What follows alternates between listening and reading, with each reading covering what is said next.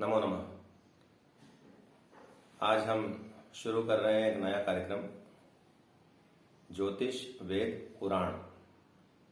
इन धर्म ग्रंथों के आधार पर हम अनेक प्रकार के प्रयोगों को लेकर आपके समक्ष आ रहे हैं, जिसमें किस प्रयोग का क्या फल है, किस प्रयोग को कैसे करना है, उसकी विधि क्या है, और यदि कोई स्तोत्र पाठ है तो उसका शुद्ध पाठ कैसे करना है, या कोई मंत्र पाठ है तो उसका शुद्ध वाचन कैसे करना है। तो इन सारे विषयों को लेकर हम आपके बीच में हैं। और भारतीय वैदिक विद्या में बहुत सारे प्रयोग बताए हुए हैं, जिनमें मानव जीवन की अनेक समस्याओं को दूर करने का सामर्थ्य है।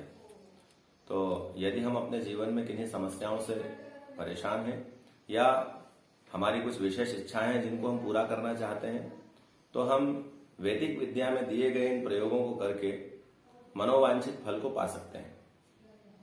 इसी क्रम में आज हम लेकर आए हैं आपके बीच में श्री संकट नाशन गणेश स्तोत्रम। ये भगवान गणपति जी की प्रसन्नता के लिए एक स्तोत्र पाठ है और इसके अनुष्ठान की, इसके प्रयोग की कुछ विधियां हैं। तो हम सबसे पहले इसका शुद्ध पाठ कैसे करना है, इस पाठ को सुन और समझ लेते हैं, और उसके बाद हम इसकी विधि को समझते हैं कि इसकी विधि को कैसे करना है।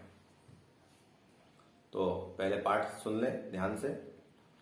ओम प्रणम्य शिरसा देवं गौरीपुत्रं विनायकं भक्तावासं स्मरे नित्यं आयुष्कामार्थसिद्धये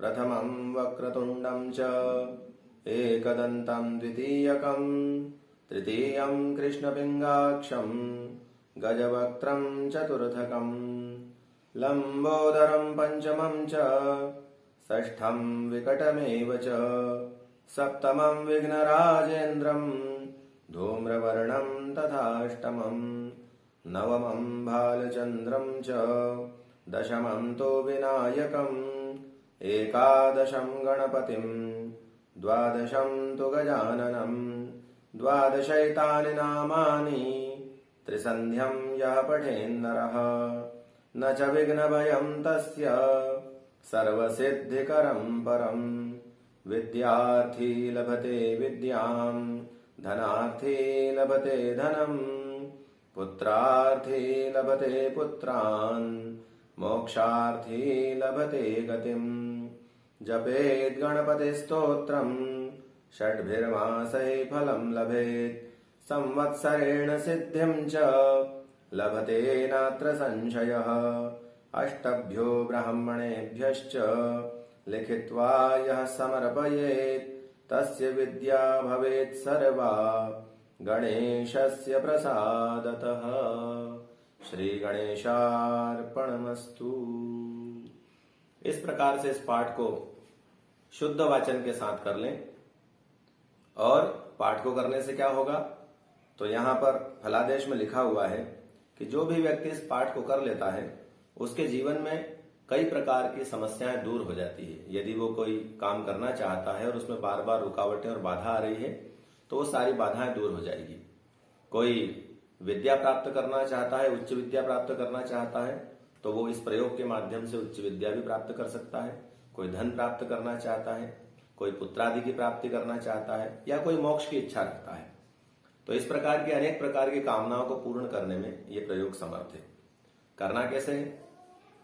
भगवान गणपति जी की कोई मूर्ति या चित्र को अपने समक्ष में रख लें, आसन बिछाकर पूर्व मुख होकर बैठ जाएं, भगवान गणपति का पूजन करेंगे, जल से स्नान कराएं, गंध लगाएं, पुष्प चढ़ाएं, दूर्वा अर्पण करें, धूप बत्ती लगाएं, दीपक लगाएं और भगवान को गुड़ का नैवेद्य लगाएं।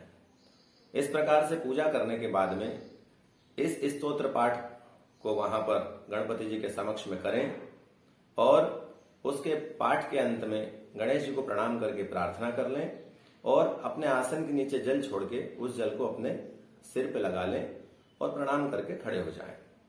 इस प्रकार से पूजन विधि के साथ इस पाठ को करना है और तीनों समय में करना है, प्रातः काल में, मध्याह्न काल में और सायंकाल में।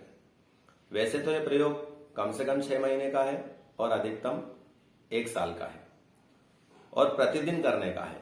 लेकिन यदि हम प्रतिदिन ना कर पाए तो विशेष रूप से बुधवार के दिन सुबह, दोपहर और शाम के समय में पूजा के साथ शुद्ध रूप से इस पाठ को गणपति जी के समक्ष में करें तो निश्चित ही आपकी अनेक प्रकार की मनोकामनाएं पूर्ण होगी, ऐसा पूर्ण विश्वास है और ऐसा शास्त्र प्रमाण भी है।